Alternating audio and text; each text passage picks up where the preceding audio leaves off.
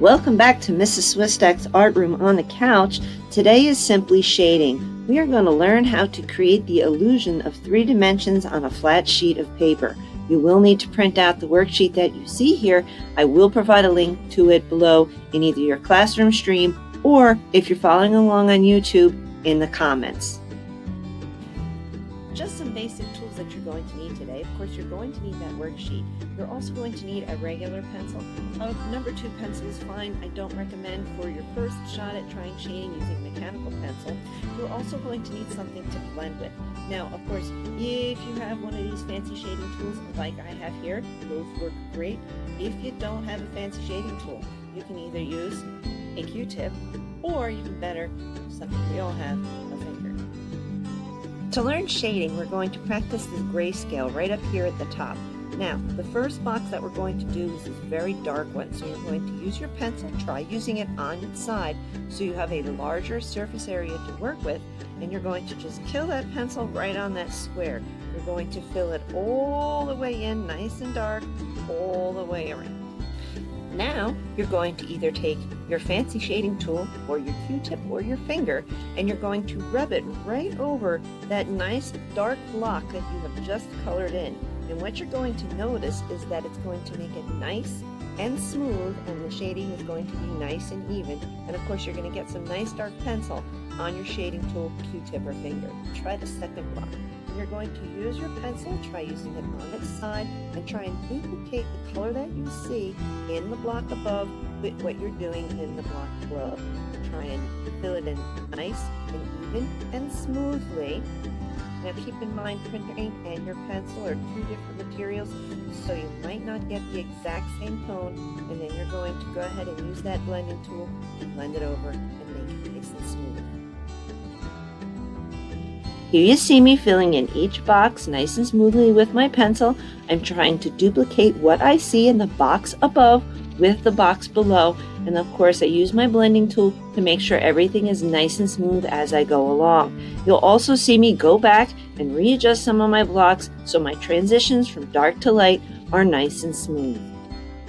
So here you can see my grayscale is complete. I've gone from dark to light.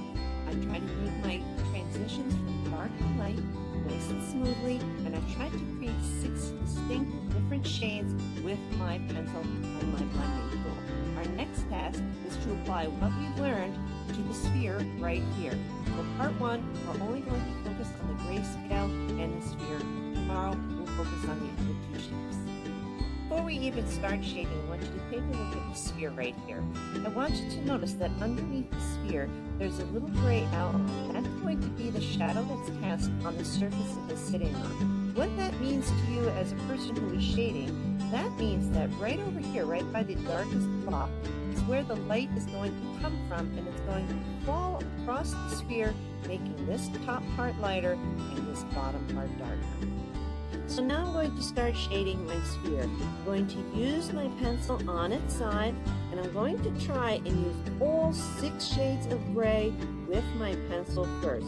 Notice I'm shading in what we call the contour. That means I am following along with the shape of the sphere, and then I'm progressively starting to get lighter. I'm going to show you a time-lapse video of this as I go along with the shading, and when I'm done, now here you can see me using my pencil to shade my sphere in from dark to light. I'm including all 6 grayscale tones from darkest to lightest, and now I'm using my blending tool to make sure my shading is nice and smooth. The last step for our sphere is to create the shadow that it's casting on the surface it is sitting on. So you're going to use your pencil, you're going to start right underneath where the sphere sits at, and you're going to get lighter and lighter as it goes to the edge, once again following along that contour or the shape that the sphere creates. Once you're all finished, you're going to use your shading tool to blend it so it looks nice and smooth, and then as soon as I'm finished, I'll be right back. And here my shaded sphere is complete. You'll notice I've shaded from dark to light on both the sphere and the shadow, and I've used my blending tool to make my shading nice and smooth. I hope you enjoyed today's tutorial on shading, and I hope to see you back here tomorrow at Mrs. Swisstack's Art Room on the Couch. We'll be doing the cone and the cube. Stay well, stay safe, and create art.